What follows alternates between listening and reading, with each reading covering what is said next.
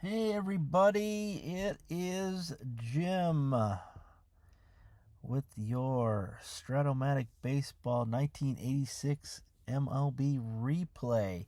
This is a little bit of a special video. This is going to be our participation for the MLB 1986 All-Star Game in Houston, Texas at the Astrodome, the home of the Houston Astros.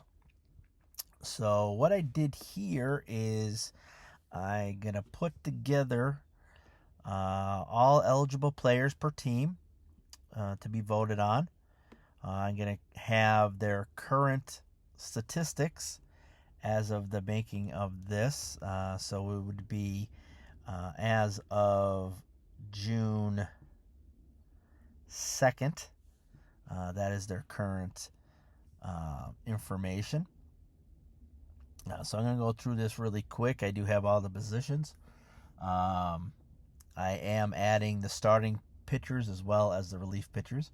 Now I know customary, you don't get the vote on the starters and the relievers because that's usually a coach's pick or a league pick. But we're neither the coaches or the league. So I'm going to have that open to you guys to vote as well. I was able to put a survey together for you guys to actually do it. I'll have that information at the end of this presentation here, along with my email address. If for any instance at all that you can't get into the link and you can't vote that way, pick your players, send me an email. I'll keep track of it. And also too, since this is going to be out there in the universe of the internet forever, this is only going to be over a time period of 6 weeks played in this particular simulation. So it's been taking me roughly 3 weeks to get done, and since we just ended June 1st, and then the All-Star Game is second week of July, so it is now currently, as of today, is April 16th of 2025. Probably by the summertime, I'm hopefully not that bad, but hopefully by the summertime, I could be to the All-Star Game, I hope. A lot faster than that. So I'm going to say, with today being April 16th, 2025, probably from that time frame up till July of 2025, maybe even August of 2025, this will be going on. So anyone in the future, if the link doesn't work or if you email me, that stuff's not going to count. If you email me and it's way past the time frame, I'll gladly just say, oh, that was part of whatever. So just give you a little heads up there. So we're just going to kick right off, and we're going to bounce right into this, and we're going to try to figure this out along the way. So here we're going to go. We're going to bounce into this with our All-Star Game selections. So I'm going to start off by doing the American League, the one position, the players. Then I'll bounce into National League, do that same position, and then the players, and then go forward and forward and forward. So for the first one here, we got the American League catchers.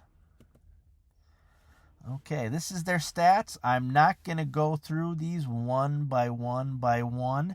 You could pause the video. You can do whatever you can. I will give you some time to kind of digest some of this stuff. But again, these are their stats as of June 2nd, 1986 in my replay.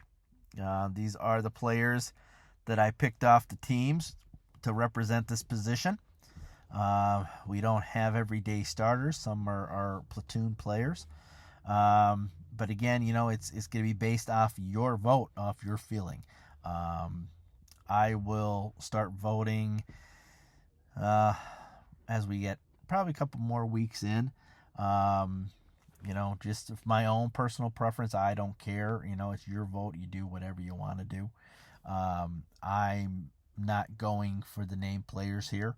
I do still think, even though the All-Star Game is a little bit of a joke in our time here of 2024, 2025, I think these All-Stars here should go by their performance. If they're having a pretty good performance year, they'll get my vote to represent their team in the All-Star Game. I'm not going to pick a guy just because he's an All-Star from previous years or a previous legend or whatever. I think the All-Star Game should be representative of the best of the best. I know that the major leagues you have to have at least one representative from each team, which I'm still going to apply here. I do believe that, maybe not all the teams are that great. But, one player from each team should be representative, which is a good rule of thumb. So again, you vote the way you want. I'm just giving you an idea of what I'm voting at for here, and then looking off here for the American League catchers. What am I looking at? I'm going to look at average, home runs, RBIs, but then the games too. Gonna look at that quick glance here. It's like, man, look at Dale Valley. 433 average. 6 home runs. 10 home runs and 14 RBIs, but 18 games. So it's just like, the numbers are there, but he's only played 18 games. So I don't know. But you pick what you want, and, that's what you'll do going through here. And you can bounce back and forth. And again, if you get this late too and you want updated stats, send me an email. Leave a comment. I'll tell you what their stats are. Again, I keep track of everything on my Microsoft Office, so I mainly use Excel. I don't use anything else, so I can easily post an Excel sheet on my description, but not everybody has Excel. So I just don't want to leave anybody out if you can't open it up. So this is the best I could do here. And again, if you're looking, you're like, hey, and again, there's some suggestions too. You could always say, hey, what about... why is, Tim Laudner from the Twins, why is he the catcher that represents the Twins? Isn't Mark Salas on the team? Isn't Jeff Reed on the team? Yeah, they are. Jeff Reed was a rookie, hasn't played that many games, so I kind of took him out of the equation. And between Tim Laudner and Mark Salas, Laudner has been playing better and has been doing better offensively. Mark Salas is not doing that good, so I'm not going to throw him on the All-Star. So stuff like that. But again, take a look here and just go by that. Like I said, if you guys were just like, hey, I love Lance Parrish. He's definitely an All-Star player, which he is. But look at his average, 170. 1 home run. 5 RBIs. He's been on the disables list twice. Really not putting up those numbers. I mean, Lance Parrish, definitely an All-Star player. But right now, I wouldn't give him my vote. But that's, you do what you want. But that's what we got here in the American League catchers. So let's bounce off to the National League catchers here. And we got some good guys there. Gary Carter, Tony Pena. Bo Diaz definitely having a good year. So that is our catchers for the National League. And again, you can pause this to read over their stats. And again, this is based off of June 2nd, of 1986. So let's go on to our American League first baseman. So we got quite a few good players there. We got Eddie Murray and Billy Buckner. Wally Joyner has been definitely putting his flag for MVP and Rookie of the Year. Joe Carter, Don Mattingly, who's been getting hot as of late. It's about time. He's been tanking up to this point. So far playing, my biggest disappointment has been Don Mattingly, but he's been getting hot. So 301 average, which is fantastic the way he started the season. So there you go there. So now off to our National League first baseman. We got Keith Hernandez. We got Bob Horner, Von Hayes, Sid Bream, Steve Garvey, who was just killing it. Jack Clark. Now, I did put Jack Clark on there. If you were able to see my last video or follow, he was traded in my fantasy Stratomatic world to the Seattle Mariners. So that's why you see St. Louis/Seattle. I know he didn't play for Seattle Mariners, but this is my fictional world, so I put him there. Honestly, they don't have anyone steady there in St. Louis to put down there, so that's why I put Jack Clark there. Again, not really dazzling with his numbers, a 185 average, 2 home runs, 12 RBIs. Definitely wouldn't be getting my vote for the National League to play first base. So, but if you do see that the two teams there, they were traded or they were whatever. But as I come across them, I will bring that to everybody's attention. So that is our National League first baseman. So let's go to our American League second baseman. We got some good players there. Marty Barrett, Bobby Gretsch, Lou Whitaker, Frank White, Willie Randolph. He's just having a good year. Tony Bernazard. We got some good players there. Some good defensive players. Nice collection. Some good players there. So that is our American League second baseman. So let's go to our National League second baseman. A lot of good players there too. Again, Ryan Sandberg, definitely by far a National League All-Star for second base for many, many years. So far, he's landed himself on the DL 3 times, and he is cold as ice this whole year playing during this replay. 237 average, 3 home runs, 14 RBIs.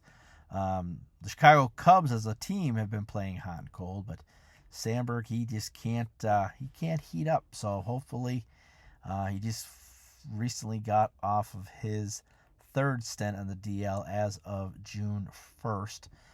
So hopefully he can get himself back on track and put some good numbers on and, bring that average up a lot more. Steve Sachs, who's been killer. He's the April Player of the Month. He's kind of cooled off a little bit in May, but still 332 average. He's getting on base, 49 steals. So he's creating opportunities for the Dodgers, even with 30 walks. He's been phenomenal. Not that solid of a defensive player. Has 4 errors, which isn't too bad, but he's been pretty good. We got Juan Samuel, good speedy second baseman for the Phillies. Johnny Ray, a little disappointing so far through the season, 256. So maybe he could get hot. But there we go there for our National League second baseman. So let's go to our American League third baseman. So again, I'll start off here with Terry Pendleton. Yes, I know Terry Pendleton is not on the Baltimore Orioles in 86. In my fictional 86 replay, I traded Terry Pendleton to the Baltimore Orioles because he started off really, really cold. And, this is a combination of his Cardinal stats and his Baltimore Orioles stats. So batting .209, 3 home runs, 15 RBIs, 12 stolen bases. So he's doing a little bit better since he's been traded to the Orioles. Was ice cold with the Cardinals. So his defense has definitely helped the Orioles in their hole at third base. Wade Boggs, Wade Boggs is just killing it with his average. He's getting on base. But he's not really that home run threat with two home runs. He only has 19 RBIs, which is kind of low for a good caliber third baseman. And we got some other good players here. Paul Molitor, again, he's killing it. He's doing fantastic. But again, he's landed on the DL 4 times this year. Again, only played 36 games out of the 52 so far for the Brewers. So he's hot, but he needs to stay healthy. And then we already know Jim Presley's on the 10-game DL for the Mariners. And a good bunch of players there. Yeah. So let's go on to our National League third baseman. We had a bunch of different players here. You can't say National League third baseman without saying Mike Schmidt. Mike Schmidt playing only 33 games. Again, he was on the DL so far 3 times in this whole replay. And he's averaging about 6 games per DL stint. So he's roughly 17 games behind the pace. Still not too bad, 10 home runs, 27 RBIs. He's batting .281. He's hitting around his average and stuff, but he could stay healthy. He definitely could have those numbers jump up a little bit. Yeah, we get there. And then, while saying that about Terry Pendleton going from the Cardinals to the Orioles, Jose Oquendo is kind of taking over that spot at third base. For Terry Pendleton, he's hitting .352. So since he's became an everyday player at third base, he's really getting on base. He's killing it a little bit. So, keep an eye out for him. But, a lot of decent players there. Tim Wallach, a little bit of a disappointment compared to his 85 stats. He sees .218 average, 4 home runs, 15 RBIs. His power numbers are down. So hopefully he kind of get off the schnoz a little bit and kind of get hot. So going to our American League at the shortstop position, we got Cal Ripken, who's having a decent season so far with the Orioles. Started off ice cold in April, and he's kind of brought it along as of all of May and a little bit, the one game he's played so far in June. He's hitting around his average and stuff. Everyday Cal. We got Julio Franco, who's just been a monster. .324 average. Has 46 RBIs. He's a good staple there for the heart of that Cleveland lineup. Alan Trammell, always a mainstay. Alfredo Griffin, who's hitting the cover off the ball. He's getting on base. He's having a good season. So is Tony Fernandez. A lot of good defensive shortstops in this list here. They're having a decent season. As for the National League, again, we got, during this time period, there's only one National League shortstop, and that's the Wizard. Ozzie Smith definitely is the National League shortstop. Hitting .315, having some shocking power numbers, has 4 homers on the year, 18 RBIs, considering that Cardinals team is really rough. Ozzie's been a good bright spot there. And then, he's definitely a number 1 with a very far behind number 2, maybe Hubie Brooks. He's currently on the DL. And, really nothing too consistent as you look at averages and stuff. Shortstops not being too productive like how they are now. But Ozzie definitely got the glove and definitely hitting the ball. So Ozzie, definitely the bright spot of that National League shortstop position. So let's head off to our right fielders for the American League. A wide variety of players here. Got 3 rookies here. We got Corey Snyder for the Indians, Danny Tarble for the Mariners, and Pete Incaviglia for the Rangers. This is a kind of loaded spot here.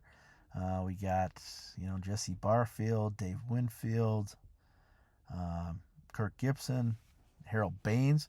I mean, this is a tough position to pull two guys out of it. It's feast or famine out of this American League right fielders group.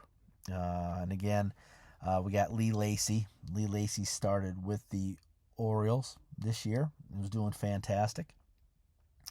But we needed some more speed, so we decided to trade him in my fantasy replay to the Kansas City Royals. So it was kind of a one for two things here. Baltimore traded Lee Lacy to get some pitching, so Lee Lacy's going to help the Royals with some good defensive right field, along with putting in a decent bat in the middle of that lineup. And then, but that 376 is his current average with both teams combined. So just to make everybody aware. As for the National League right fielders,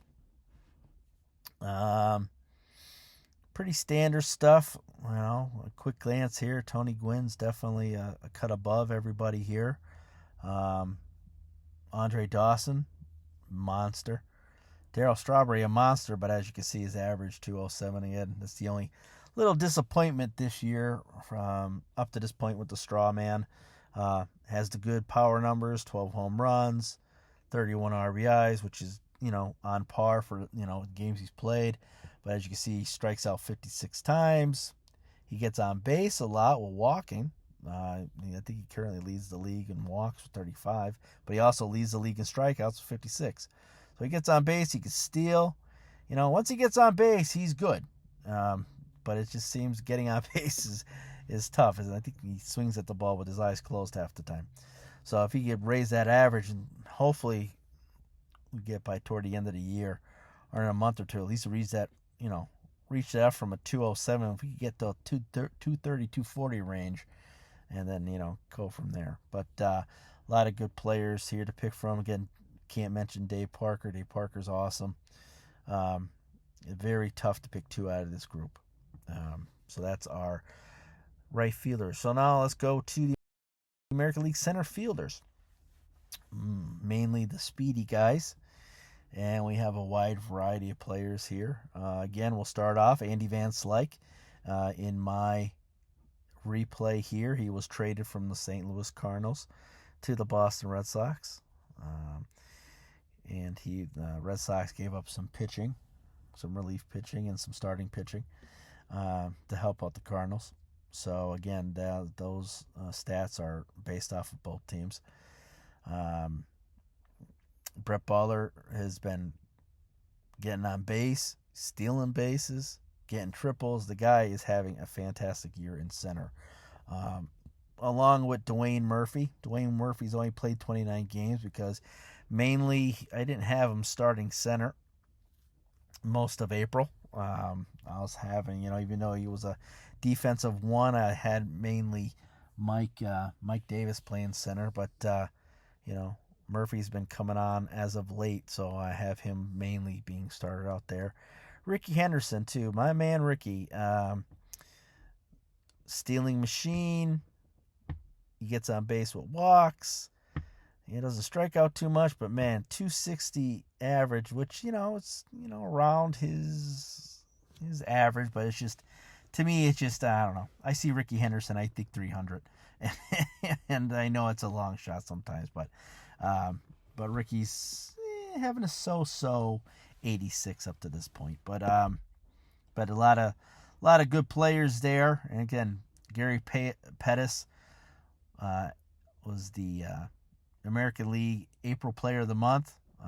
He has cooled down considerably, but look at 48 stolen bases. That's a monster. So that's a tough group there of American League center fielders to pick two from. So, and let's head on to the National League. National League here, we got mainstay Dale Murphy. He's probably the biggest bright spot out of the Atlanta Braves next to Bob Horner. Hitting consistently with his average, good power numbers. 11 home runs, 27 RBIs, mainly not too many people on base when he's knocking them over the fence. Lenny Dykstra's having a good year. Willie McGee, he's cooling off. Like I said, the whole St. Louis Cardinal team has cooled off. And then again, we had Danny Gladden, who we traded from the Giants to the White Sox. They helped the White Sox out in their outfield, in this version here. So that's what you got there. And then we got American League left fielders. And we got a lot of good players here. With George Bell and Gary Ward. Those guys are probably the top two main goers here. Rookie Jose Canseco definitely has the power, but, can't get on base. And again, strikes out a lot. Kind of like the Darryl Strawberry of the left field American League. Dan Pasqua, fantastic with the Yanks. Jerry Hairston, he was traded in that Dan Gladden that we just mentioned. So Dan Gladden was traded for Jerry Hairston. So you see them there with the White Sox, and he's now on the Giants. Brian Downing just came off the 15-game DL. He was having a good season up to that point. Jim Rice, always a mainstay. Nice 320. Decent numbers. Good RBIs. Just doesn't get the legs, but he's definitely a threat. In the National League, got some decent players here. We got, Eric Davis having a decent year. He definitely has the power numbers. Definitely got the speed, got the defense. I like him to bring up that average a little bit more, 265, but we're on our way there. It's not too bad. Tim Raines, solid as usual.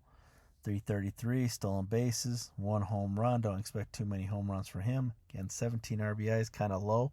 Bottom of that Expos lineup does not want to get on base. Mookie Wilson has been a good platoon player out in the outfield for the Mets. And then Kevin McReynolds is good for the Padres. We got Jeffrey Leonard having pretty good average. Not too many, a little bit downside on the power numbers, but the whole power numbers on the Giants have been down. And then we got Vince Coleman. Again, 53 stolen bases out of 63 attempts, 84%. The guy gets on base, 23 walks. Guy does stuff when he's on base, but look at that average, 222. The guy can't get a hit for anything. If he was hitting, I'll take a Jeffrey Leonard 318 for Vince Coleman. Again, if he was hitting 300, we'd probably be almost close to 70, 80 stolen bases because the guy can't fly. When he gets on that bag, no one ain't getting him. So, there's your guys to look at in left field for the National League. So now, since we entered the National League having a DH for my simulation, we're going to look at the American League designated hitters. And, a couple names there. Nice mainstays. Don Baylor. Pat Tabler, who's been playing first base and DH, but, he's hitting the cover off the ball. He definitely gets on base. Not really power number-wise. RBIs are pretty good. His average is really good. But he's not going to hit the ball out of the ballpark. Cliff Johnson's having a good year. Dave Kingman, again, has the power numbers. 13 homers, 44 RBIs, but another player that likes to strike out. He struck out only 36 times, though, so that's not too bad. But then, again, 232 average. You could bring that up a little bit better. The A's might be a little bit more dangerous than they already are. So we got Mike Easler. We got Jorge Horta, Darrell Evans, Ron Kittle. This guy either strikes out 3 times a game and he gets a hit, or gets 3 hits and strikes out once a game. That's he's a little erratic, but 190 average. So that's your American League designated hitters, a lot of players that we know, a lot of people who play that position. Now we're going into uncharted territory here with the National League designated hitter. A lot of these guys here are guys coming off the bench, or the power bats off of the bench for the team. Again, Pedro Guerrero, who's currently just started his 15-game DL. Leads the league in home runs and RBIs with 16 and 40. 241 average. It's not the best. He could be doing a little bit better, but 15 games on the DL, that's going to hurt him and the Dodgers. We got George Foster, who's just, we went over that with the Mets last video, and he's having a stellar season playing left in DH. He's really filled that DH role quite well for the Mets. And then, you got some other players there that and, there a lot of these guys here that are designated as DH. They're not mainly being the DH. They're either, playing the field and then, some DH position here. But, this is, again, uncharted territory for the National League with the designated hitters here. So, this could be whoever you want. So now we're going to go through the starting pitching. I'm going to try to go a little bit faster. There were so many that I grabbed. I tried to get at least one pitcher from every team, but sometimes it just doesn't happen that way. So I'm not going to go through many of this. As you can see, you see the names. You see the major players, Clemens and Bruce Hurst and Mike Witt and Tom Seaver and Tom Candiotti, Jack Morris. These are all the guys here. Take a look at their wins, loss, their ERA. See if they could produce what they can up to this point. There were so many, so again, that's why I had the starting pitcher 1 of 2. So here's the first set of American League pitchers to select from, and then we're going to bounce over to our second. And again, some good players here. Dennis Rasmussen having a major season with the Yanks. Moose Haas with the A's. Charlie Huff, always dangerous. A lot of good players there. A lot of those young Texas pitchers there. We got Bobby Witt, Ed Correa, Jose Guzman, having good year up to this point with the Rangers. So those are the 2 categories there of the American League starting pitchers to kind of sift your way through. And let's go on to our National League. Again, we got, normal suspects. We got Nolan Ryan, Mike Scott, Fernando, Floyd Yeomans, Oral Hershiser, Tom Browning, a lot of good, Rick Sutcliffe, a lot of good players, pitchers here. Just kind of review it and, see who you want to, be representing these teams in the National League. And then, again, we have another set of starting pitchers. Or we pretty much have all of the Mets staff here. Any one of those guys are fantastic. Rick Rhoden having a good year. Got a lot of good potential there. So those are your starting pitchers to review. And then the last is the relief pitchers. So I do have all the closers for all the teams that are representative. And then I have a couple of guys that might have been setup man or been doing pretty good in the relief role. I might have a couple of those there because usually, those guys, they might, depending on how good they are outside of a closer, they might get, a vote here or there. So I just threw them on there and just figured, whatever. Maybe you guys will give them some love or not. So we're going to take a look here. And I don't have 2, so I was able to get everybody in 1 here for the American League. So this is all my closers for all the teams here. Again, we got the Don Ace and Donnie Moore. Those two of the big major players in the American League at the closer position. And then down towards the bottom, we got it's mainly all the setup men I have. I guess Steve Farr has been fantastic for the Royals. Gary Lucas for the Angels has been fantastic. Keith Etherton, who started off with Oakland as their setup man, and he's just got traded to the Minnesota Twins on May 20th. So he's taken over the closer role. So that's why his hold numbers are up a little bit higher. But yeah, there's a lot of good relief men there that we got. And then we're going to head off to the National League. And this is what we got there. Again, same as that thing. Major players. We got we got Ken Howell's been doing good. John Franco, Jeff Reardon, Goose Gossage. Todd Worrell's having a little bit of a slow start, but the Cardinals just have been trash. And then we got mainly some decent setup men on the National League side that have been really putting in some decent relief stints. Lance McCullers, Jesse Orozco, Tom Niedenfuhr, Paul Ossenmacher, some decent players there.